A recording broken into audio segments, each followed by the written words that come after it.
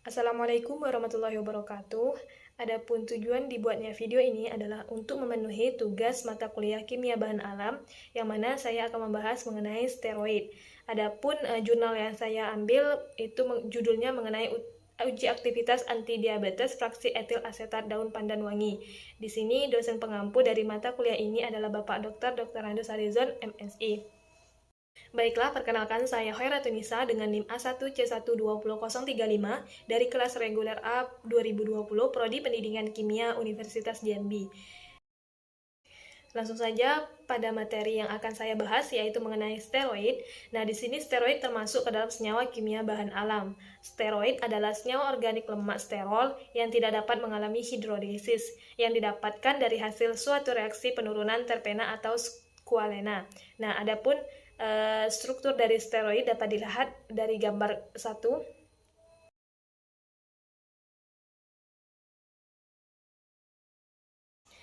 Baiklah, adapun sumber dari steroid itu dapat diperoleh dari daun pepaya atau karika pepaya.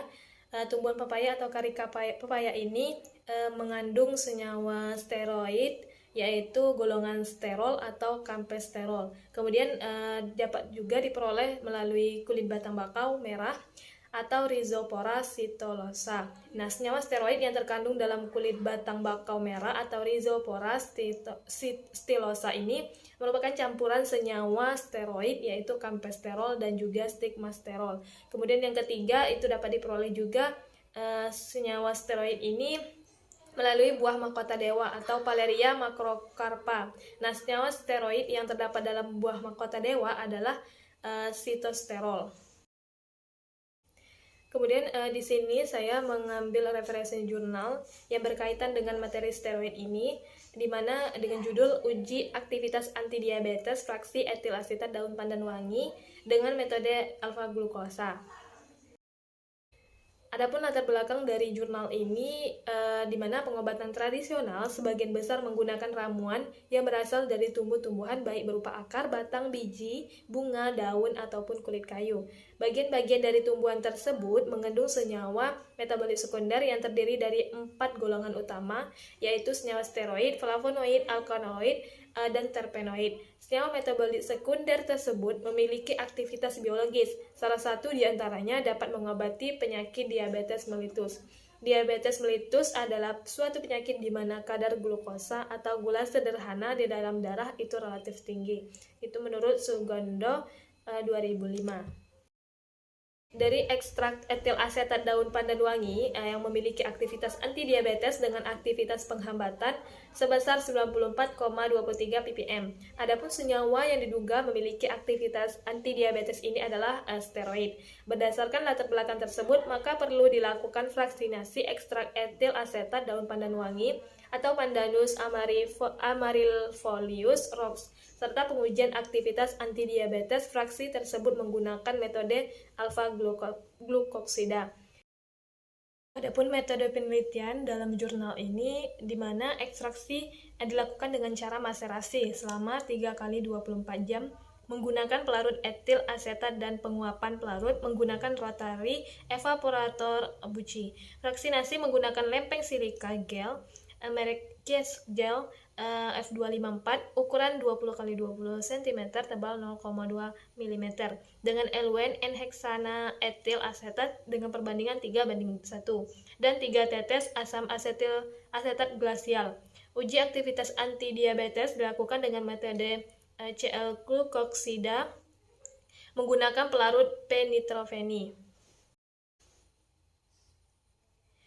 Adapun bahan yang digunakan pada jurnal ini, di mana sampel daun pandan wangi atau P. amaryllifolius Roxb diperoleh dari Balai Tanaman Rempah dan Obat Balitrom, Cimangun, Bogor, dan diperiksa di Herbarium Bogoriense Bidang Botani, Pusat Penelitian Biologi LIPI, Cibidung, dan spesimennya disimpan di herbarium tersebut.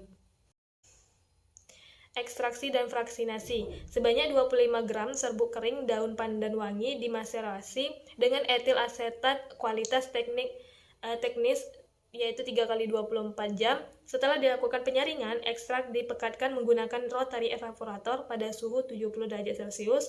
Ekstrak kemudian difraksinasi pada plat KLT silika gel merek KSL Gel F254 ukuran 20 kali 20 cm tebal 0,2 mm dengan eluennya N-heksan etil asetat dengan perbandingan 3:1 dan 3 tetes asam asetat glasial. Setiap bercak warna fraksi diamati menggunakan sinar UV dan UV 366 dan identifikasi senyawa steroid menggunakan reaksi cerium sulfat dan Lieberman-Bouchard.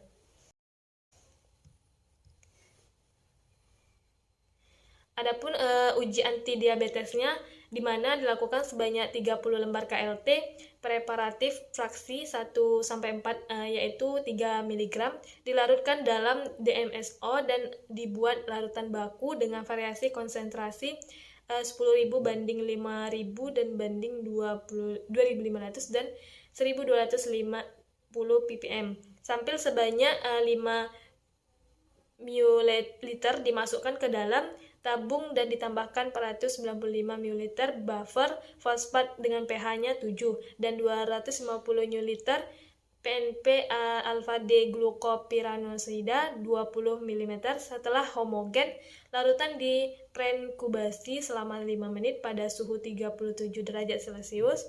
Kemudian lalu ditambahkan 250 ml enzim alfa-glukopiranosidase dan inkubasi dilanjutkan selama 15 menit. Reaksi dihentikan dengan penambahan 1 ml Na2CO3 0,2 molar.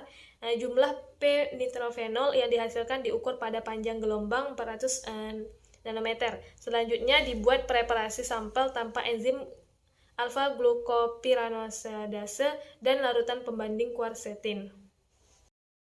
Baiklah, adapun hasil dan pembahasannya, aktivitas anti-diabetes diuji dengan metode alfa-glukosidase terhadap fraksi 1-4, sedangkan fraksi 5 tidak diuji karena jumlah sampel yang sedikit.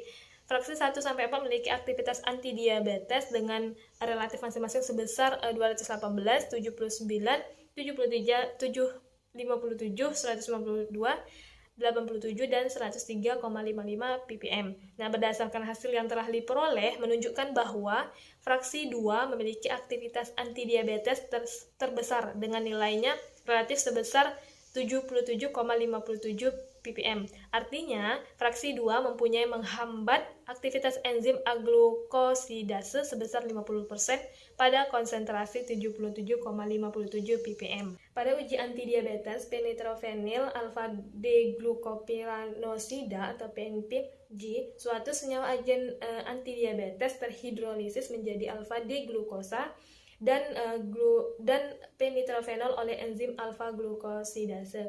Pembentukan produk dapat diketahui dengan terbentuknya warna kuning dari penitrofenol. Semakin besar kemampuan inhibitor untuk menghambat, maka warna kuning yang dihasilkan akan semakin cerah jika dibandingkan dengan larutan tanpa inhibitor. Nah, dapat dilihat di mana pada slide ini reaksi yang terjadi adalah reaksi penentuan aktivitas anti-diabetes. Kemudian dilanjutkan di mana dua mekanisme yang umum digunakan untuk glukosidasi adalah efek pemutusan ikatan glikosidik dengan intervensi keseluruhan atau retensi stereokimia anomerik. Enzim pembali mengalami pemutusan ikatan melalui dua residu asam karboksilat. Akan tetapi hanya satu karboksilat yang mengalami deprotonasi pada enzim dan berperan sebagai basa yang kehilangan proton atau H2O selama menyerang karbon anomerik. Sedangkan asam karboksilat lainnya berperan sebagai residu asam yang mengalami protonasi. Adapun mekanisme reaksinya dapat dilihat pada gambar berikutnya. Di sini dapat dilihat reaksi yang terjadi di mana mekanisme reaksi antara zat aktif dengan alfa-glukosidase. Kemudian dapat dilihat juga pada gambar 3, yaitu mekanisme reaksi inovasi glukosidase. Lalu dilanjutkan dengan mekanisme yang sama. Nah, baiklah, di sini adapun kesimpulan yang dapat kita peroleh dari yang saya bahas tadi, di mana Hasil fraksinasi ekstrak etil asetat daun pandan wangi yang menghasilkan 4 fraksi dengan RF masing-masing yaitu sebesar 0,20, 0,30, 0,55, 0,60, dan 0,70. Nah, kedua, hasil pengujian aktivitas antidiabetes menggunakan metode alfa-glukosidase menunjukkan fraksi 1-4 memiliki aktivitas antidiabetes dengan relatif masing-masing sebesar 218, 70,79, 77,57, 192,87, dan 103,55 ppm.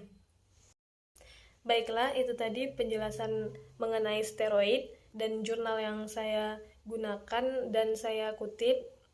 Mungkin itu saja yang dapat saya sampaikan. Lebih dan kurangnya saya mohon maaf. Terima kasih. Wassalamualaikum warahmatullahi wabarakatuh.